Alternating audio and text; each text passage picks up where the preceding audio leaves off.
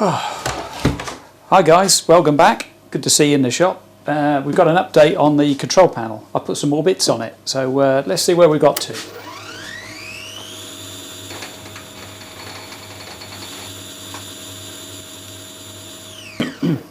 Before I get started, I just want to say thank you very much for the kind comments on the passing of my father. It's really appreciated. Thanks again.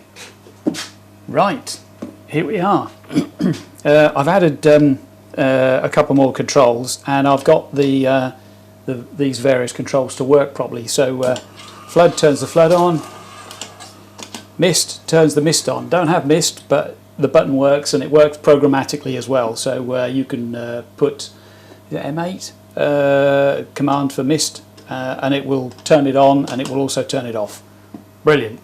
I had to map a separate OEM trigger to turn on and a separate one to turn off. That seems to have cured it. There's another control for toggle mist, but that which only clearly uses one OEM trigger, but that doesn't work. It does on a normal keyboard, but it doesn't work with an Arduino. Your clue is as good as mine. Anyway, I'll just show you what's inside. Right, here we go. I've added two rotary encoders down the bottom here. Can you see those? Yeah. And a second Arduino and a little buzzer. And the buzzer only comes on when you move an Arduino. It just gives you a little chirp to say you've been doing something. Sorry, to move an encoder. So that's it. I will eventually, when this is all up and running and it's stable and I'm happy with it, I will post the brain. I'm using several different brains at the moment within Mark III, and I'll put just one up with all of the macros and bits and pieces I've been using. I'll also give you the code for both of these, and I'm probably going to put a third one with a screen in. I think it would be interesting to have a completely separate system so it doesn't interfere with any of the operation of the machine, just to monitor things like coolant level, coolant temperature, electronics temperature, motor temperature, you know, the things that really are there but not hugely important. Vibration will be another good one. Anyway, so there we are. That's that. There are the keys. Flood. Mist. And program run, cycle start and pause. It's a bit rattly because it's not bolted down. Feed rate overrides and speed rate or spindle speed override, and pushing them resets them. I've got another go slow gauge to make for some handles, vice handles, and they're going to be made out of ash, I think. So I've got a gap that's, they've got to be 39mm, so I think I've got a 40mm and a 39 on the other end. So that's the part I'm going to make to test this panel out. I've done the, if I bring that up, there we go. There's the a roughing cutter pass, which is going to ramp down 2mm in with about, well, a slot cut basically, and a 2mm step over.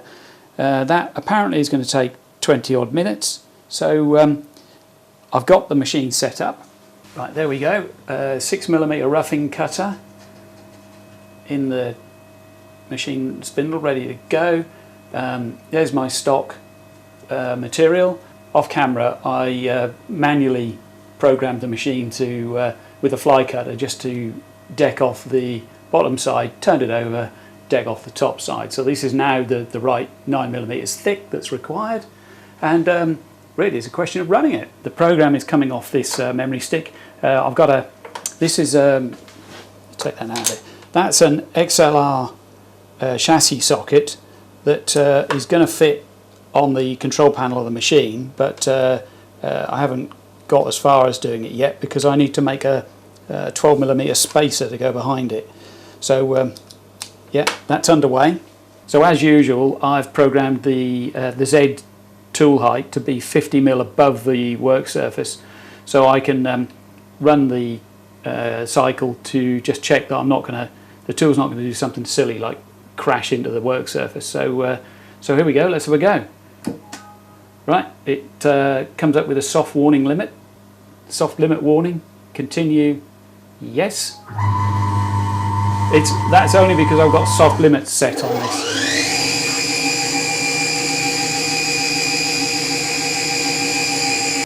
Okie dokie, so let's go to 0.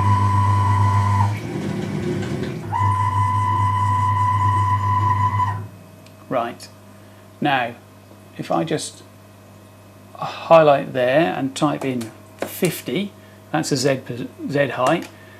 Now it thinks it's 50 mil above the surface of the reference point, the G54 reference. So we can run the code. All right, so wish me luck. Yeah, cycle start, soft warning limit, yes.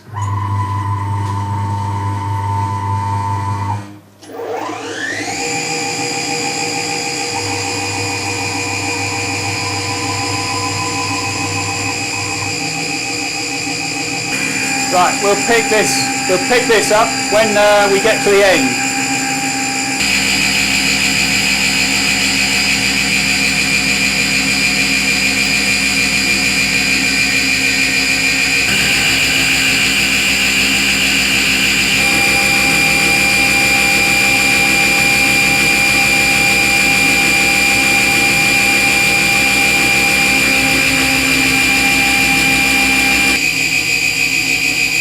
That was going well up until the tape gave way, so I'm going to have to start again on this part. I think I must have been taking too much of an aggressive cut. 2mm deep at a feed rate of 234mm a minute was too much for my painter's tape, so and super glue method. So I'll make another one of these off camera and we'll catch up, but this works a treat. First op done with roughing cutter. Just need to run around the contour. It's 0.2mm oversized at the moment, so I'll put a finishing cutter in and finish it up.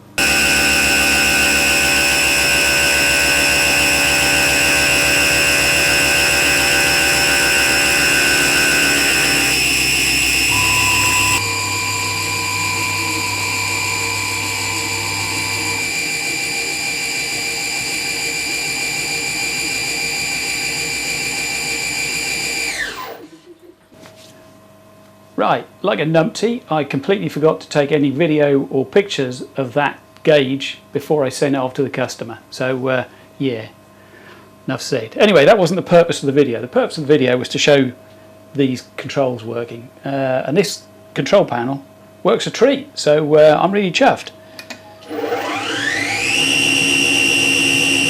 There you go.